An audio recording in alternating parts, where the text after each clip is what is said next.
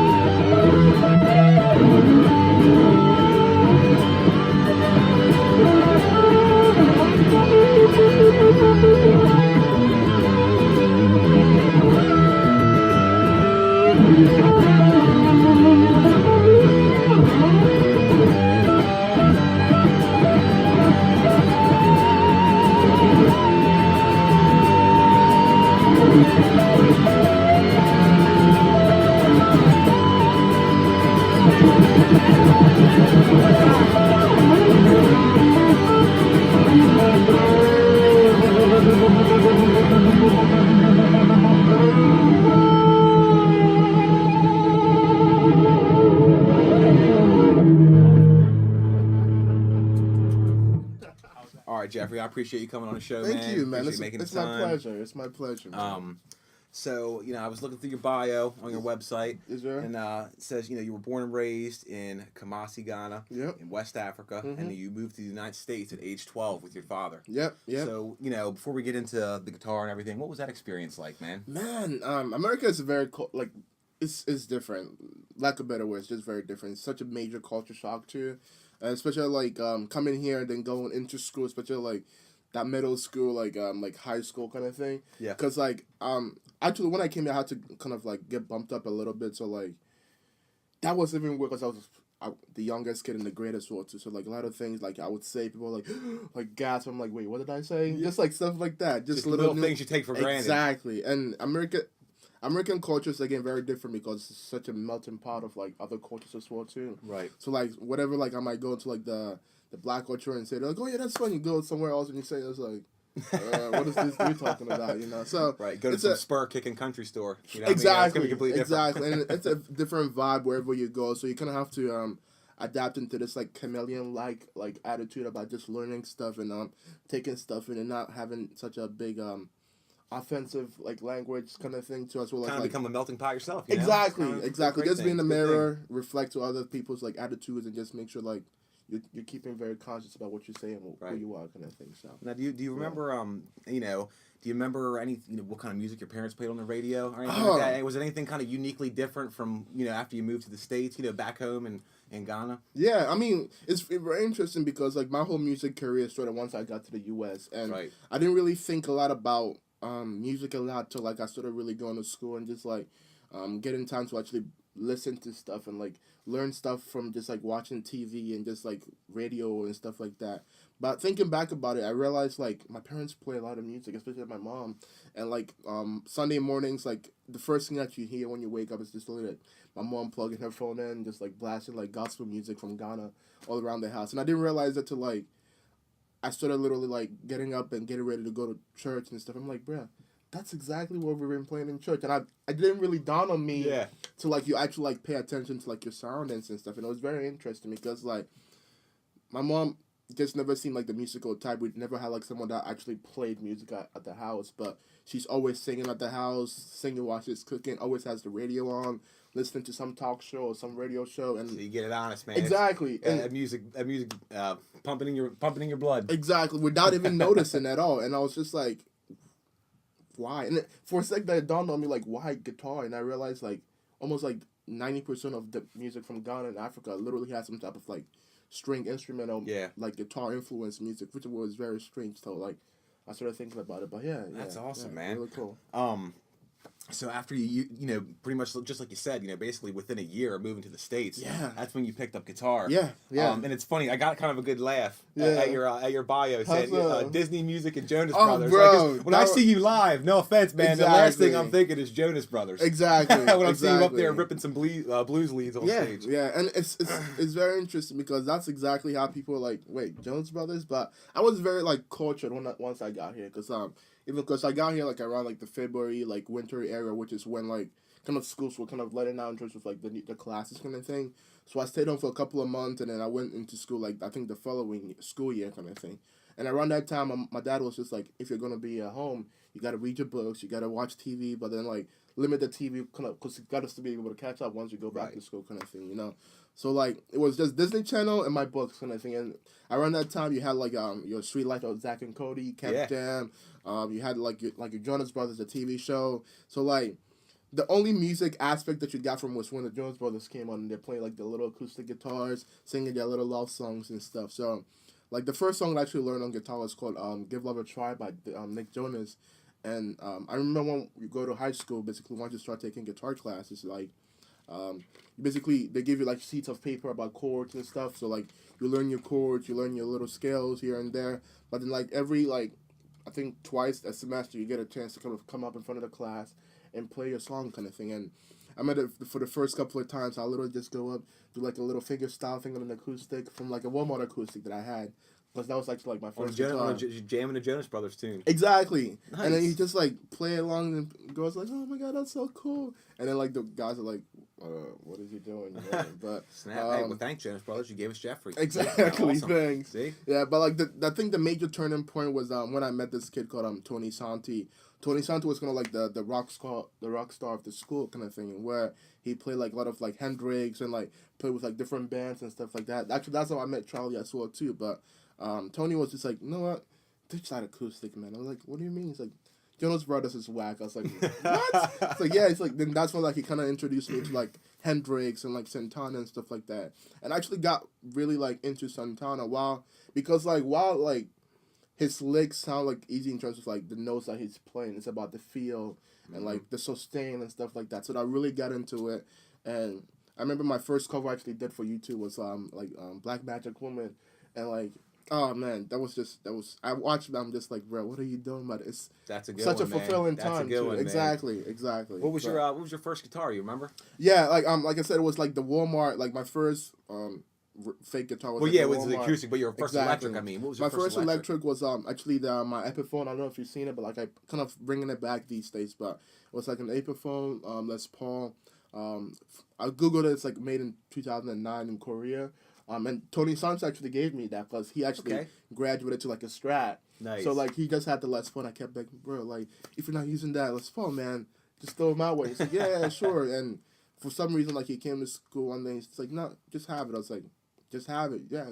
Wow, what a great guy. Exactly. And I took it home. My mom was like, where did you get that from? I was like, my friend gave it to me. He's like, gave that to you? I was like, yeah. She's like, nah, you gotta take it back. I was like, what do you mean? She's like, nah, it's too big of a gift. I'm like, I know, but like he just said keep it. I was like, hey, gift's a gift. Exactly. Yeah, right? I mean, come on. Exactly. And I've been very appreciative since then. It's weird, but it's like 4 years into playing. I literally just like wore off the frets, and so that's where like I kind of got the Strat. But I'm trying to bring it back, man.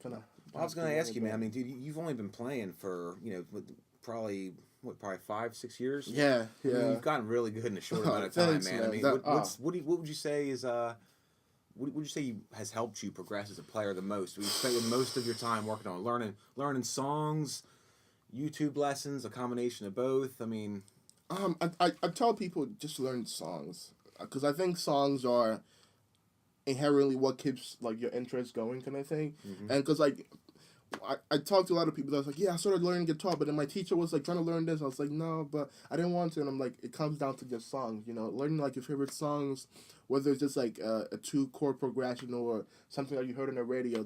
That's what keeps your interest, kind of thing. And that's kind of like how I ventured into YouTube because like while I wanted to learn the songs that I really liked and heard on the radio, like not a lot of people were teaching that. Mm-hmm. So like I'd go on YouTube and try to find like guitar covers and just like I'm a very visual person too. So I try to watch their hands, watch what they're doing, and that's kind of how I came across Marty Short. And because like the way he would teach is like put your finger here, put that there, cool, and now strum and make sure this note is ringing out, all that fun stuff. It made sense, and it was like, finally somebody I could watch without having to be like, can you go back 1 second? Even though it was not like a face-to-face thing. You know? Right. Marty's the man. I feel like everyone's learned at least one lick or one song from Marty. Like, Marty's a straight YouTube legend. Yeah, the past 10 years of guitar players that are up and coming probably have learned or clicked on a Marty Shorts video. Yes. And I'm definitely like one of those people that I've been learning since then, because like that's kind of like how I got into blues as well, to just like showing you the little scales, showing your favorite songs, showing your favorite riffs and all that. So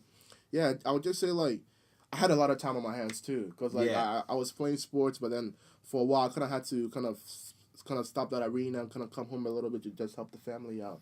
Right. So when I'm at home with my siblings and I'm watching them while they're doing their thing, have the TV on, I basically just have my guitar, practicing my chords kind of thing. So that gave me a lot of time on the instrument to kind of just like increase my longevity in like a short time kind of thing. You said it best too, man. Yeah. Time on your instrument. I mean, it's not about how many years you play. It's about how much you play. Exactly. You know, if someone could say they play guitar for 20 years, but they only pick it up once a week. Exactly. They're not going to get nearly as good as someone that's only played for 3 years and picks it up every day for a lot of hours. So and that was me. Yeah, just basically watching TV with the guitar in my hand, watching this with my guitar, cooking, and then going to the bathroom, taking a shower, everything, the whole night. Sleeping. Where's the guitar? Why are you in the bathroom? I'm like, no, it's like it's late nights too, a lot of late nights too. Yeah. Well, man, you're super passionate about the blues, man. Thank you. And what does the blues? I feel like to every guitarist, they all have their own personal relationship with it. Mm-hmm. What does it mean to you, and why do you love it so much? Man, it's been a very interesting journey in terms of blues music, because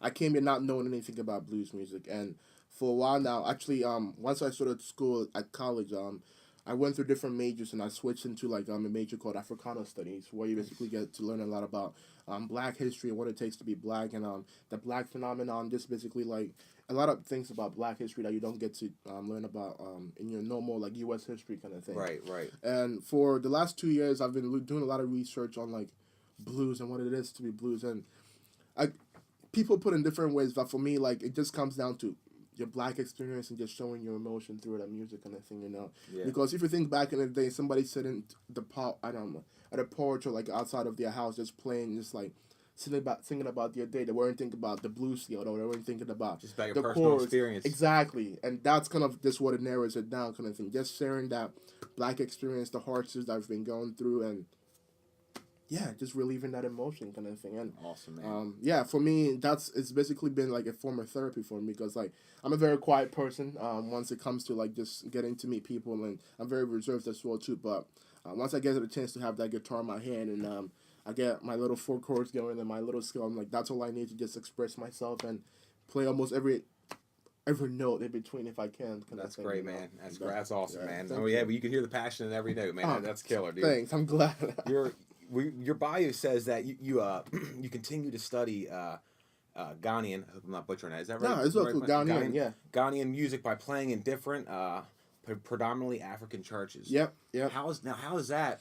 Oh man, how has that affected your playing? What kind of chops did that kind of take your playing down? Right now I'm in a space where like it's very like split kind of thing, but I'm trying to make sure like it all converges together to just kind of show like one style of playing, which is very hard, because imagine like you're playing jazz and like off gigs, or like once you get off school you're basically playing like metal and stuff. Like how do I put that stuff together? Yeah. You know, but a lot of experience came from like just playing different churches, just in terms of not necessarily like stage presence, but just like confidence in the instrument kind of thing, because you learn a lot about progressions and different ideas and different tonalities that are very different from the Eurocentric way of like thinking about guitar. Because like you think about guitar here, you learn about your major scale, your minor scale, and you can learn like your modes and stuff like that. But then you learn about Ghanaian music, and it's like he's playing this note. It's not supposed to be the major scale, and it's not the minor scale. Wait, what is he playing? But and it it's sounds just like good. exactly, you just like that note sounds good, but it's not right, but it sounds good. But it's like, so just that outside thinking about music and about not necessarily having to know what you're playing, but again feeling what you're playing, and making sure that it makes sense in terms of to your ears, and making sure that other people relate to it as well too. Because like certain things like you learn in like Ghanaian music is like it does not even make sense, but it sounds so good, But hey, if it sounds good, it is good, right? That's always the rule. That's the number one rule of music. So yeah, so a lot of churches and a lot of people kind of keep you humble in terms of being able to serve God and being able to like relate to God whilst you being able to add your passion to the gospel as well too. And it's very important because like I'm a very religious person in terms of like being raised in the church and being able to go to church and be able to share my talents through that. And it's a way to kind of help me basically be godly while still being able to share my talent as well too. And again, that's all I've known since I was a kid. So having been able to add the guitar to that aspect is also just like much more for a bigger reason to be able to go to church and be able to share man. It's what I can do. I grew up playing gospel music myself and still do to this day. It's a great experience. And for music, it's the players are killer, man. Going to sheds and stuff like that. It's an incredible thing to be a part of, man. So in March 2016, you had your first performance with your band, the Blues Reincarnation Project at the Queen. What was that like, man? Was that the first time you really played live as far as like your own, stepped out in your own band and decided to go for it? Yeah, taking it back like a couple of months before.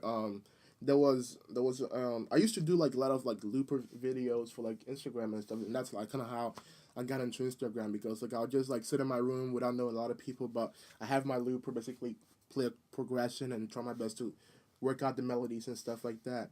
So my first actual show outside of my bedroom was like around like I think we went to the place called that performance place. It was kind of like I know exactly what we're talking about. School of Rock. Yeah, right there, like near on 213, like near Elkton. Yep. And then like just be able to just like go up there and just like play my guitar, doing the whole thing that I did outside of my place outside, and just like playing with people, making sure people actually see me as like a guitar player, and they're like, oh, that's cool, but what about lyrics? Do you have any lyrics? Do you have any songs? I was like, no. What about the band? I'm like, I don't know anybody there. So it was very interesting because like once I was trying to get into people to just see me as a guitar player, they're like, we want a full band sound, So I kind of started reaching out to people, and I knew Charlie Greaves, my drummer now, because he actually was in a band called the Chicken Heroes, and he was always like inviting me to come watch him at the Mojo, which again it's not there anymore, but always inviting me to come check him out, but I wasn't able to go out back then because again very restricted there. But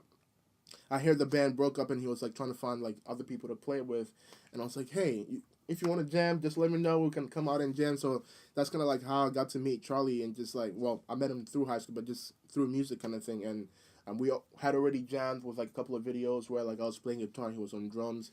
I remember doing like an Ain't No Sunshine cover with him, which we still kind of cover now. But then again, I was like, man, we need a bass player.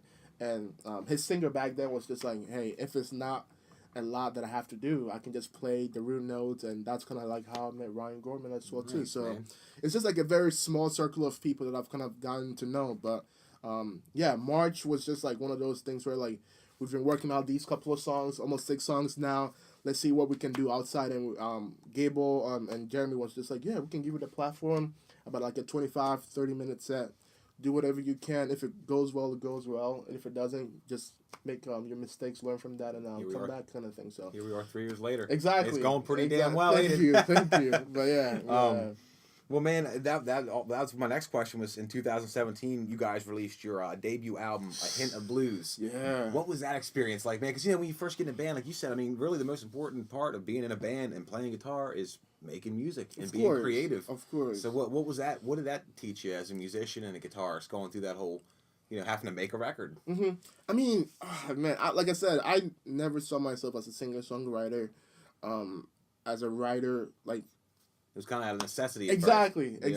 I just saw myself as a guitar player, and I still just only see myself as a guitar player because all the people that I adore, the people that I watch, and the people that I kind of look up to, they're just like beautiful musicians and beautiful singers, and you talk to them and you're like, yeah, I'm not a singer, I'm just a guitar player. So I'm like, I feed off that kind of thing. But once it came to just start being able to like put out something, because people were kind of expecting that, where they're like, covers is cool, man, but you don't want to be a cover band, which I personally know hate against cover band or tribute bands, but that was not the vibe that I wanted to get from the band, Right. And people were like, tell us about you. What do you want to do? What is your story? And I think around that time, so I was going through like a lot of hardships kind of thing, just like through depression and asthma and basically anxiety and being in the hospital and just different things that I was just going through my mind. And the first song that I actually wrote, which kind of makes sense, was just like a song called Save My Soul, which is sort of like I think that's the third song on the album, just talks about just going through like different hardships and then still being able to plead to God about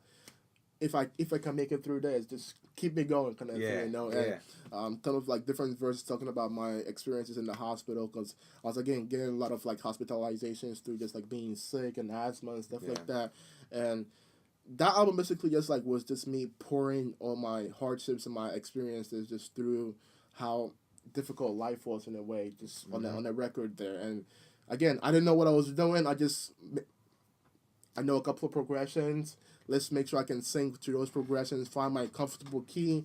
Technically, like technically it's funny because like you think about it, all the songs are literally in one key. Yeah. Just like starting off in different chords. Dude, if that's where your range is, that's where your range is, man. Exactly. That's what you're comfortable in.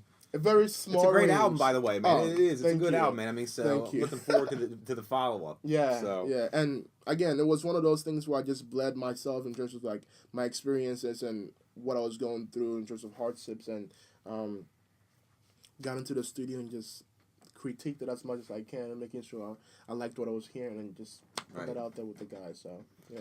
Well, man, I appreciate you coming on the show today, Jeffrey. Man, I'm gonna end it with the same question I like to ask everybody. Man. I know it's a tough one. You gotta narrow it down to 4, brother. Okay. Mount Rushmore. Who's on your Mount Rushmore guitar? Man, that's tough. That's tough because it's very interesting because I'm a sponge kind of thing, and I get a lot of experiences from and influences from everywhere. But okay.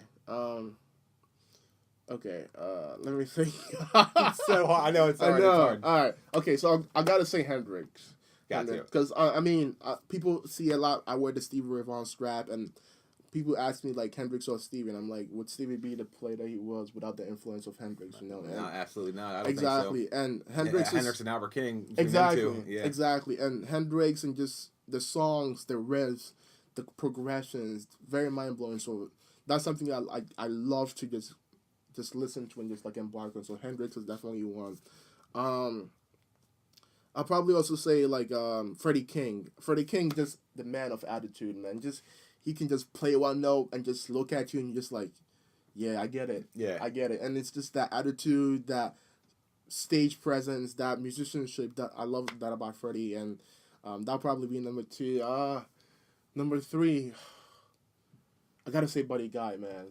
Buddy Guy, you watch his videos, young Buddy Guy is just, again, full of presence, attitude, like videos where he played with like Big Mama Thornton, he's just like, just right there, super funky with the minor stuff, and I gotta add one like modern guitar player. I think